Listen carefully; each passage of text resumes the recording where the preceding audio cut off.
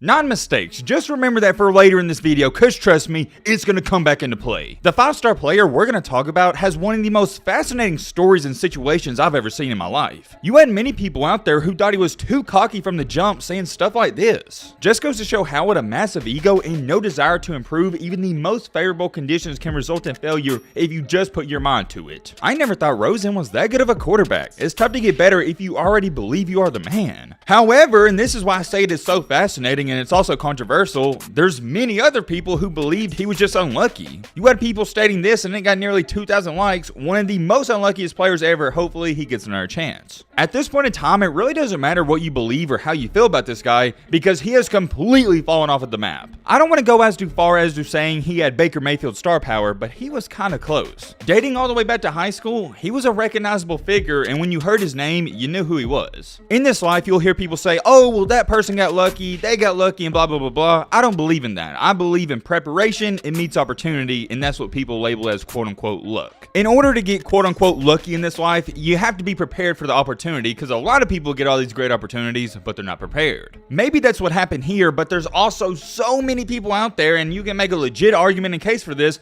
that believe he didn't even get a single opportunity. Or maybe he did. Maybe he just wasn't ready. There's a lot of questions that people have about this young man even till this day, and I almost feel like it's an unsolved mystery. How in the world do you go from being a 5-star recruit, the #1 quarterback recruit, all these NFL scouts are praising you as the next NFL superstar, to only 5-6 years later, you're nowhere to be found? It all happened so fast. He was at the highest of highs, and now he's at the lowest of lows. Although there is so many questions, and we're going to try to answer all of them, there's one main question we got to focus on and get to the bottom of, and that is what happened, and what really happened to Josh Rosen.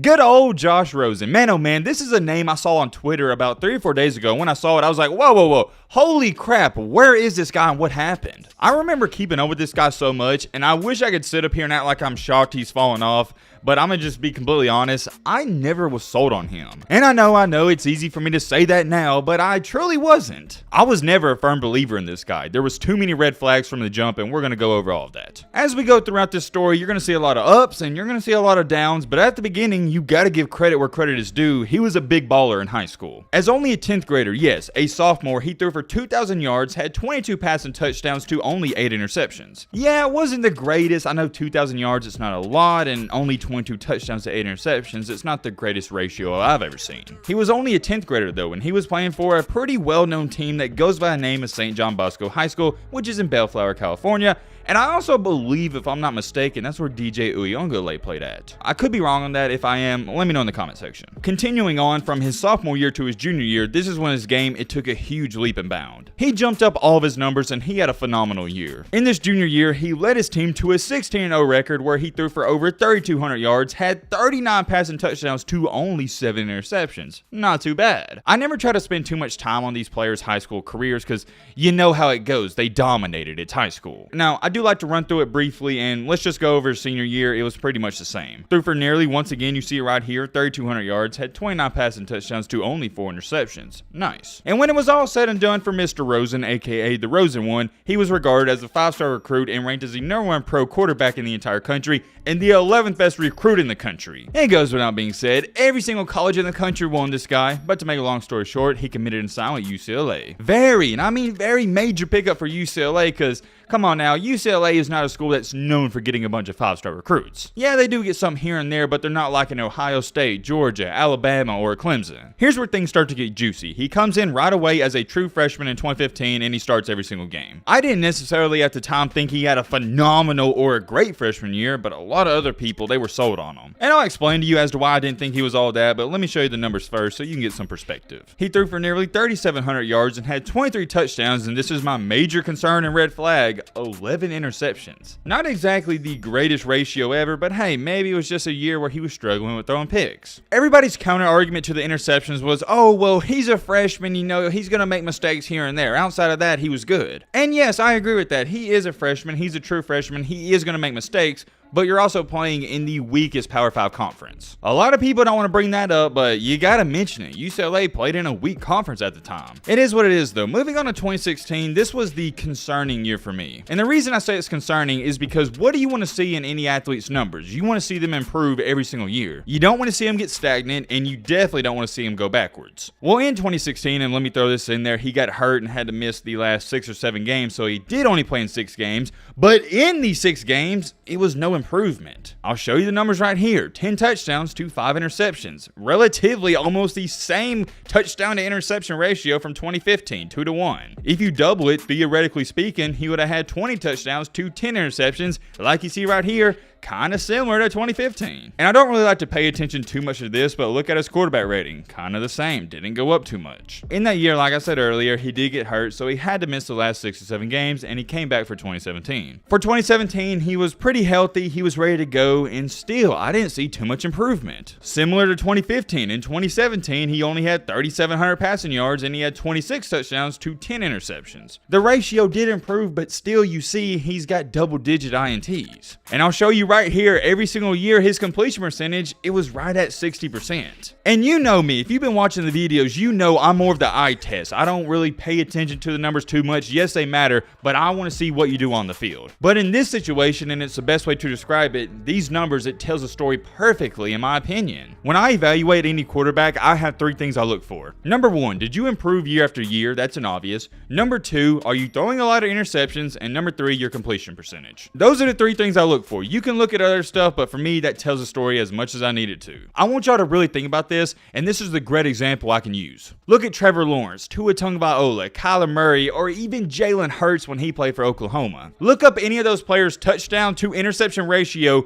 and it's always like 100-5. Okay, I might have exaggerated that. It's not 100-5, but throughout their entire career for Tua, Trevor Lawrence, Jalen Hurts, Kyler Murray, for their career in college, they'll throw for about 100 touchdowns and maybe 10 or 15 interceptions. You know what? I'm going to pull it up right here because I'm actually curious myself. Here's Tua's right here, his interception to touchdown ratio. You can see it. I was right. Throws for nearly about 90, 100 touchdowns and only had, 11 interceptions throughout his entire career? Same thing for Trevor Lawrence. These are Trevor Lawrence's touchdowns to interceptions. Nearly 100 touchdowns to about 13, 14 interceptions. And I know what you're sitting there saying, yo, Matt, what the heck does this have to do with anything? But check this out. In this 1 year for the Jaguars recently, Trevor Lawrence threw for more interceptions in this 1 year than he did his entire career at Clemson. Same thing for Tua. Last year, just in 2021, Tua threw 10 interceptions for Miami, but at Alabama, he nearly only threw 10 throughout 3 or 4 years. But going back to Rosen, and if he would have finished that 2016 year, he was on pace for like 14 interceptions. He threw for over 10 interceptions every single college year. I don't know why nobody else was concerned with that, but I was. If you're throwing for over 10 interceptions every single year at the college level against these defenses that can't even compare to the NFL level, why should I believe you're going to succeed in the NFL? That was always my biggest thing with him, and I had to point that out. But all these other NFL teams, they weren't concerned. You know why? Because these NFL GMs, teams, and whatever you want to call them, they don't care about your numbers at the college level. They just draft off of potential. And it blows my mind because I don't understand how these teams were looking at Lamar Jackson, saw him win the Heisman, saw him put up ridiculous numbers, and it wasn't just numbers. This guy was actually a flat-out baller and let him fall to all the way down to, where was it, 31? I think the NFL and the NBA, when they're drafting these kids, sometimes they overthink it. Not so much in the NFL, but especially for the NBA. If you're not over 6'5", they don't even consider you. If you want to be a lottery pick in the NBA, you got to be at minimum 6'5" and have a 45-inch vertical. At least with the NFL, it's not as bad as that, but it's still relatively the same bullcrap. You had all these NFL teams looking at Rosen like, hey,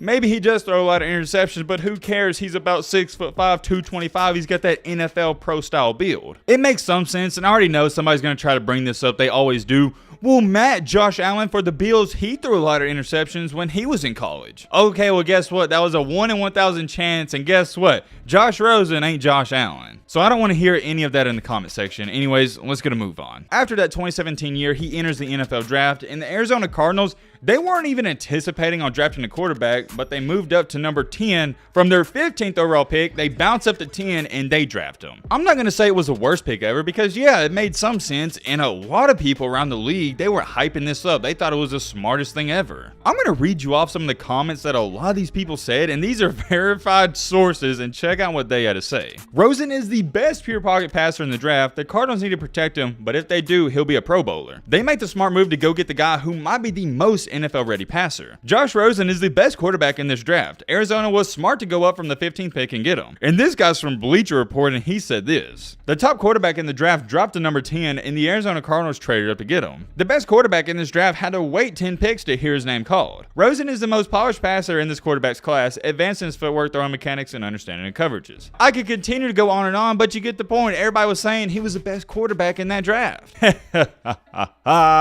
And yeah, it didn't take long for crap to hit the fan. To say that Mr. Rosen's stint with the Arizona Cardinals was bad, that would be an understatement. It was embarrassing, it was laughable, and I straight up felt bad for the dude. In that 2018 year for the Arizona Cardinals, he had a miserable 3-10 record, and I would say one of the only highlights of that year, and it was impressive, they beat Green Bay. Outside of that, it was beyond pitiful, and it's hard for even me to put the blame on Josh Rosen. I'm not going to give him a lot of excuses. Yeah, he could have played better, but come on, the Cardinals were not helping him out. He only started in 13 games, and he got sacked 45 times. I'm not going to do the exact math, but that is nearly about, what is it, 3.6 to 4 sacks every single game? The Arizona Cardinals at that time in 2018, they had arguably one of the worst offensive line units in the league. And I don't care if you're Tom freaking Brady, if you don't have an offensive line, you can't be a good quarterback. You just simply can't. And if you disagree with that statement, I honestly believe you never played football or a sport in your life. Without time to throw and without blockers, you can't do your job.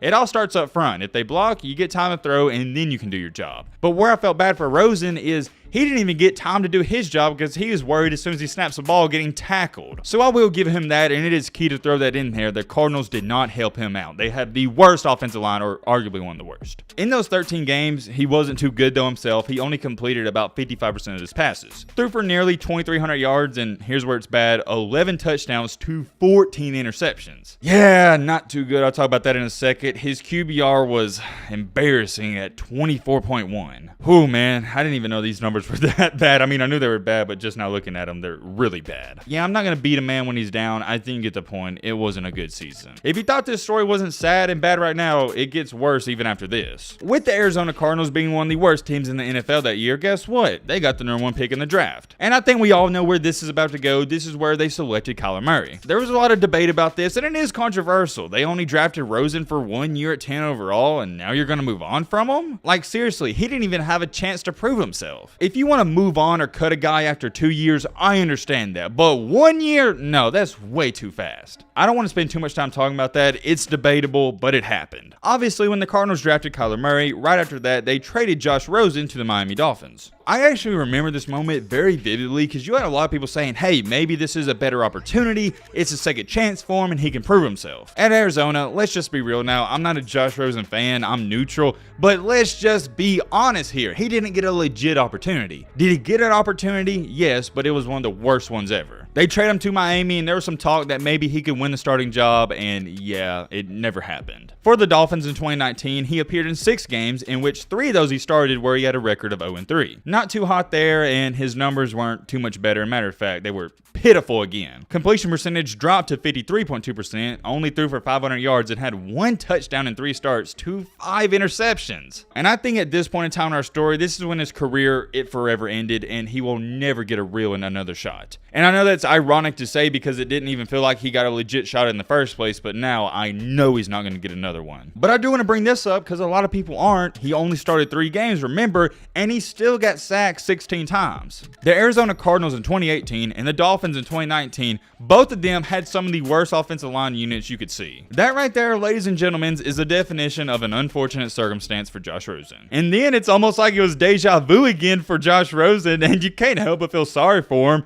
The Dolphins, what do? They go draft Tua Tagovailoa and they cut him after only 1 year. At this point in time, if you're Josh Rosen, you got to feel like the most helpless person out there. Both of these teams you played for, they're not even giving you a real opportunity, and in the games you do play, you're getting mauled because your offensive line is dog crap. And then right after the year's over, they wound up trading you and moving on to a new and younger guy. Shortly after the Dolphins cut him, only a couple days after, on September 8th in 2020, he did sign on to the practice squad of the Tampa Bay Buccaneers, but nothing came out of it. Only a couple months after that, on December 23rd in 2020, he was signed by the San Francisco 49ers. And one of the reasons, and I would say it's the main reason they signed him, is because there was an injury to Jimmy Garoppolo and Nick Mullins. The 49ers did put him on their official roster for the final 2 games, but he didn't get in any single one of them. All in all, for 2020, there's not a single stat line, not even a single stat sheet you can find for Josh Rosen because he never played a snap. Wow, I guess you can say life it hit you fast. In 2021, though, the 49ers did sign him to a 1-year contract extension, so that was some good news. But here comes the bad news right after that. On August 17th of 2021, not too long after he signed his extension, they wound up cutting him. Or not cutting him, my bad, they waived him. You may be sitting there asking, why did they waive him? Oh, it's almost like the same thing that happened with the Dolphins and Cardinals because the 49ers drafted a new quarterback that goes by the name of Trey Lance. It's not over though, because also in 2021, the Atlanta Falcons had one of their backup quarterbacks that goes by the name of AJ McCarron. He got hurt and they wound up signing Josh Rosen to replace him. In that year of 2021, he didn't start a single game. He only appeared in 4 and it was mop-up duty. But still, with it being mop-up duty, his numbers continue to get worse. He only completed 2 out of 11 passes for a completion percentage of 18%. I get it, it's mop-up duty and it's a small sample size, but it goes to show you how his career went. And I think this sums it up the best. He had 0 touchdowns to 2 interceptions. And I've never even seen this before, but his QBR for that 2021 year was 0.1. I think it's safe to say, and I think even Josh Rosen would agree with this statement, things didn't work out with the Falcons. Fast forward in time to our current year, 2022, the Cleveland Browns signed him to a 1-year deal. And I believe recently, I was watching one of the preseason games, he actually played for the Browns. Ladies and gentlemen, that is the current up-to-date on Mr. Josh Rosen. He is on the Browns roster. Will he wind up making the active roster? I think not, because the Browns have so many quarterbacks right now. It doesn't really matter though. I guess financially it would matter to him, but for his career, even if he is on the roster, he's not going to play. Let's check out some of the comments though that people got to say about him, and I think they explain it really well. This person states it was a combination of tragedy and karma. Tragedy, he was dealt a terrible O-line and couldn't do anything. Karma, he was far too cocky. I would somewhat agree with that. And remember at the beginning of this video, I said remember 9 mistakes. I think we all know what happened when he got drafted. So for those of you that don't know, he got drafted 10th overall like we stated. Well, after he got drafted 10th, he said there was 9 mistakes made ahead of him. And that's why you see people in all these comment sections saying he was too cocky and he had a big head and it was almost destiny for him to fail. I thought about this for a while. I was like, can I call him cocky? Can I label him cocky?